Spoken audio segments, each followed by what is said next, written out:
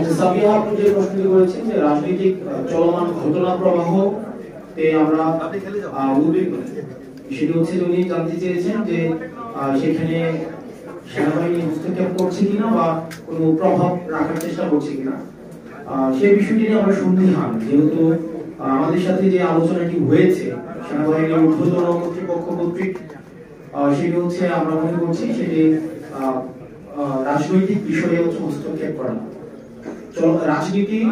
রাজনীতিবিদরাই নির্ধারণ করবে রাজনীতির ঘটনা প্রবাহ বা চলমান যা কিছুই পরবর্তী রাজনীতি কোন দিকে যাবে সেটি রাজনীতিবিদদের হাতেই থাকা উচিত। তো সেই জন্য আমরা সন্দিহান বলে হচ্ছে আজকে গতকাল আমার স্ট্যান্ডটি দিতে হয়েছে। আর যেটি বলেছেন যে 5 আগস্টের পরে আমাদের ফর্মাল ইনফর্মাল আমাদের সাথে সেনাবাহিনীর বিভিন্ন জায়গায় বিভিন্ন প্রোগ্রামে আমাদের দেখা সাক্ষাৎ হয়েছে।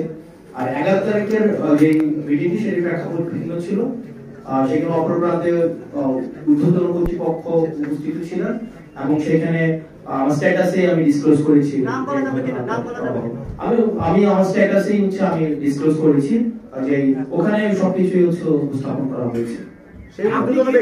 আপনাকে ডেকে নেওয়া হয়েছে সেখানে বিষয়টি হচ্ছে যে আমরা এই বিষয়ে আলোচনা বিভিন্ন ল এন্ড অর্ডার, আপনারা জানেন যে বর্তমানে ম্যাজিস্ট্রেসি পাওয়ার দেওয়া হয়েছে সেনাবাহিনীকে, ল এন্ড অর্ডার সিচুয়েশন নিয়ে আমাদের মধ্যে অনেক প্রশ্ন রয়েছে।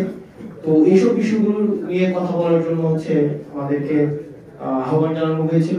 এবং কিছুদিন আগে আপনারা সেনাপ্রধানের একটা বক্তব্য দেখেছেন, যেই বক্তব্যকে আমি ব্যক্তিগতভাবে বা আমরা অনেকেই দেশের মধ্যে এটা নিয়ে কথা হয়েছে যে এটাকে রাজনৈতিক পরিমণ্ডলে অসমীচীন হিসাবে ধরা হয়েছে।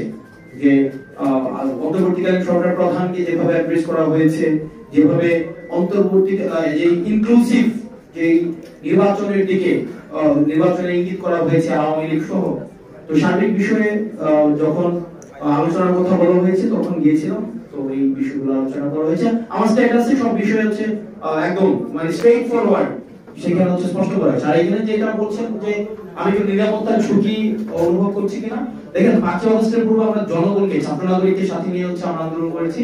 ফেসিবাদ বিরোধী একটা তখন একটা শক্তি ছিল, এজেন্সি ছিল, রাষ্ট্রপক্ষ আমাদের বিরুদ্ধে ছিল। তো তখন আমাদের লড়াই, তো আমরা বারবার বলছি আমাদের লড়াই এখনো অব্যাহত রয়েছে। সুতরাং এই বিষয়গুলোকে আমরা যতক্ষণ পর্যন্ত ছাত্র নাগরিক এবং এই ফেসিবাদ বিরোধী ক্রিয়াশীল রাজনৈতিক দলগুলো ঐক্যবদ্ধ রয়েছে ততক্ষণ পর্যন্ত আমি কোনো নিরাপত্তার ঝুঁকি বা এইসব আমি বোধ করছি না। ধন্যবাদ।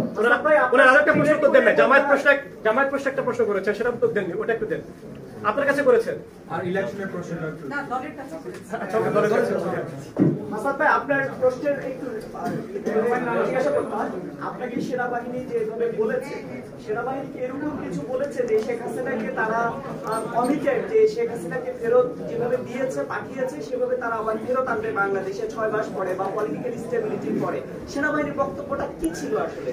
সেনাবাহিনীর বক্তব্য আমি তো সেখানে হচ্ছে আমি মানে আমার ডাইরেক্ট স্পিচ সেখানে কোটেশন দেওয়া ছিল, একদম ডিসক্লোজ তো ওখানে করা হয়েছে, একদম ডাইরেক্ট স্পিচ আছে যে এখানে যে আমাদের কনভারসেশনটা কি হয়েছে, ও পাশ থেকে কি আসছে, আমাদের পাশ থেকে কি হয়েছে। সেনাবাহিনী কি কমিটেড কিনা শেখ হাসিনার কাছে যে পলিটিক্যাল, সেটা ওই মানে অপর পক্ষ বলতে পারবে। আসলে আপনি যে পোস্টে লিখেছেন সেই পোস্টের সত্যতা যাচাই করার জন্য সেক্ষেত্রে আপনার ঠিক কার সাথে কথা হয়েছে সেটা কি আমাদেরকে জানানো যাবে কিনা? আপনারা হচ্ছে আমি তো ওখানে ক্যান্টনমেন্ট উল্লেখ করেছি, তো আপনারা কথা বলতে পারেন। এবং আমরা বলেছি যে এই ক্ষেত্রে দেখেন 5 আগস্টের পরে আওয়ামী লীগ পুনর্বাসনে, আওয়ামী লীগ একটা বারবার আমরা বলছি যে এই দলটা এখনো পর্যন্ত কোন জায়গায় আপনারা দেখছেন রিগ্রেট ফিল করছে, কোথাও অপরাধের ওই জায়গায় গণহত্যা চালাইছে, এটা তো অপরাধী স্বীকার করে নেই। তো আমরা আমাদের জায়গা থেকে স্পষ্ট করতে চাই আওয়ামী লীগের আগে বিচার নিশ্চিত করতে হবে, তাকে দল হিসাবে বিচার নিশ্চিত করতে হবে, অপরাধ স্বীকার করতে হবে, তারপর অন্য কোনো আলোচনা হইতে পারে। এর আগে কোন ধরনের আলোচনা হইতে পারবে না,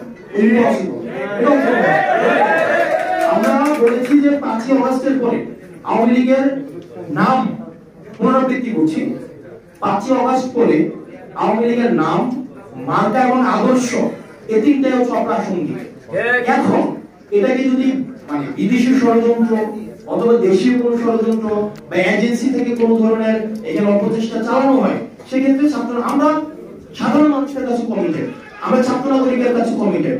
আমরা নির্যাতিত, নিপীড়িত, বঞ্চিত, গুম খুন হত্যা শিকার যারা গত দীর্ঘ 1.5 দশকের বেশি সময় ধরে হয়েছে, রাজনৈতিকভাবে নির্যাতিত যেই ক্রিয়াশীল রাজনৈতিক দলগুলো হয়েছে আমরা তাদের কাছে কমিটেড। কোন এজেন্সি, কোন বিদেশি কোন হচ্ছে কোন কর্তৃপক্ষ তাদের কাছে আমরা কমিটেড। Thank you.